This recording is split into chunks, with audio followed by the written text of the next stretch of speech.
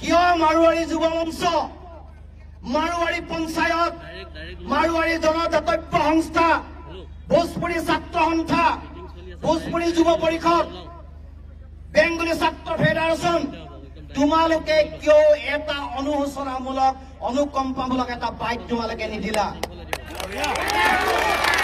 কিয় ধলগিৰি সেই ছোৱালীজনীৰ পক্ষত থাকি তোমালোকে এবাৰো আমাক নকলা যে যিকেইজন দুষ্ট চক্ৰই এই কাৰ্য সংগঠিত কৰিছে তেখেতলোক কালপিত, তেখেতলোকে ব্যৱসায়িক গোষ্ঠীক প্ৰতিনিধিত্ব নকৰে, তেখেতলোকে মাৰোৱাৰী সমাজক প্ৰতিনিধিত্ব নকৰে।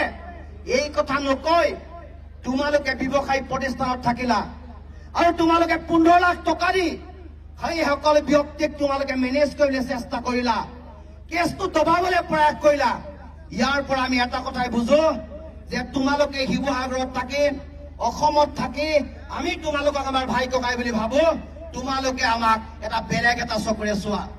তোমালোকৰ এটাই উদ্দেশ্য যে আমি ব্যৱসায় কৰিছো, বাণিজ্য কৰিছো আৰু ইয়াৰ পৰা গৈ আমাৰ নিজৰ চহৰ, নিজৰ ৰাজ্যত আমি উন্নতি কৰিম, অসমৰ কথা আমি নাভাবো। তোমালোকৰ মনোবৃত্তি এইটো হয়, তোমালোকৰ চিন্তাধাৰা যদি এনেকুৱা হয়, তোমালোকৰ যদি মনত যদি এজনৰ সাম্প্ৰদায়িক কথাবোৰ বিৰাজ কৰি থাকে, তেতিয়াহ'লে আমি ধলগিৰি খিলঞ্জীয়া জনসাধাৰণে তোমালোকক বুকুৰ কুটুম বুলি আঁকোৱালি লোৱাৰ যুক্তিযুক্ততা ক'ত, সেই কথা এই সমালোচকসকলে আমাক উত্তৰ দিয়ক। যিসকল সমালোচকে আমাক হিন্দুৰ বিৰুদ্ধে সংগ্ৰাম কৰিছো বুলি কৈছে, যিসকল সমালোচকে এইটো জনগোষ্ঠীয় চিন্তা চেতনা নহয় ধৰ্মান্তৰ ৰূপ দিবলৈ চেষ্টা কৰিছে, যিসকলে সাম্প্ৰদায়িক কথা বতৰা ক'ব বিচাৰিছে, সেইসকলক বুজিছো।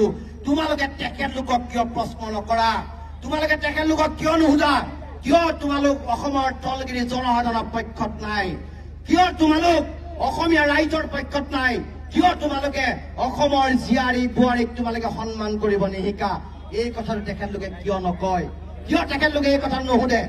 সেইকাৰণে ৰাইজ ক্ষুণ্ণ হৈছে, সেইকাৰণে ৰাইজ ৰাজপথলৈ ওলাই